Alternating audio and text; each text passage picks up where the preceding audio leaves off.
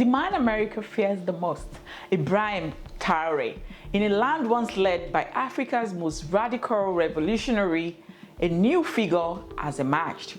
Cut from the same cloth and fighting the same battles, his name is Ibrahim Traoré and is being dubbed the man America fears the most.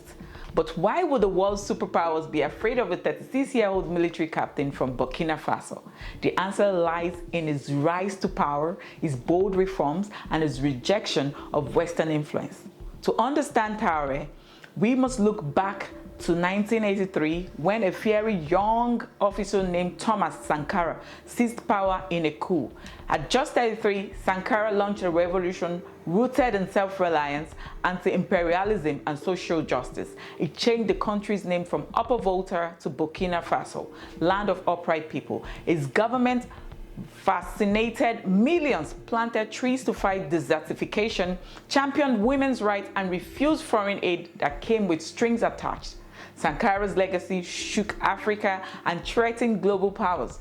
In 1987, he was assassinated in a coup led by his closest ally, Blaise Compaoré, with support from countries like France, Ivory Coast, and reportedly even the US. He embraced Western interests, partnered with IMF, and clung to power for 27 years. But in 2014, a mass uprising forced him to flee. Though a civilian government followed, instability and jihadist violence grew into chaos. Stepped in is Captain Traoré. Born 5 months after Sankara's death, Traoré grew up in the shadow of the fallen revolution. He joined the military in 2009, trained in Morocco, and later fought Islamist militants in Mali and northern Burkina Faso. On the front lines, he witnessed soldiers being sent into combat poorly equipped, while leaders in the capital lived in comfort. This fueled his disillusionment and his resolve to act. After a failed government response to increasing jihadist attacks, the military staged a coup in January 2022, installing Lieutenant Colonel Paul-Henri Damiba. But when attacks persisted and Damiba appeared more focused on personal power than security, Traoré and his fellow junior officers lost patience. In September 2022, following a deadly ambush that killed dozens, Captain Traoré led a second coup, removing Damiba and becoming Africa's youngest leader at just 34. What followed stunned many.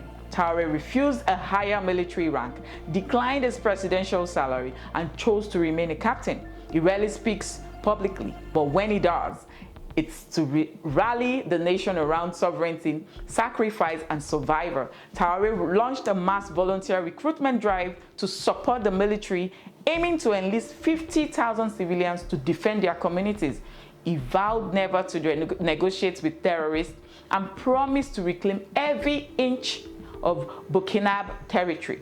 But security isn't his only focus. In 2023, Traoré administration approved construction of Burkina Faso's first state-run gold refinery, aiming to process gold locally and reduce dependence on foreign corporations. The country, the 15th largest gold producer in the world, was losing millions through smuggling and exploitation. In 2024, its government suspended export licenses for small-scale miners to crack down on illicit trade. This bold move to control national resources angered former colonial powers, particularly France. Traoré expelled French troops, shut down French media, and ended military agreements with Paris. In their place, he forged closer ties with Russia and aligned with neighboring juntas in Mali and Niger. Together, they formed Alliance of Sahel States, a regional bloc committed to mutual defense and rejecting foreign interference. In 2023, they jointly warned ECOWAS that any military intervention in Niger would be considered an act of war. Under Traoré, Burkina Faso's foreign policy has shifted towards pan-Africanism, non-interference, and self-determination. Its government emphasizes African unity and openly challenges neocolonial structures. While relations with the US and EU have cooled, Burkina Faso has maintained humanitarian partnerships and cultivated new ones with nations like China and Algeria.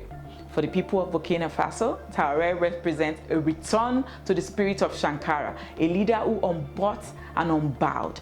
To the West, he represents a threat to post-colonial order. He's not just changing politics in Godagogo, he's inspiring a continental awakening, whether you love him or not, whether you believe in military-led government or not. Ibrahim Traoré is forcing the world to reckon with an Africa that wants to stand on its feet. And that's exactly why America and others are watching him very closely. Don't forget to like this video, drop your comments in the section below, and subscribe to Ahead News 23. Thank you for watching and stay safe.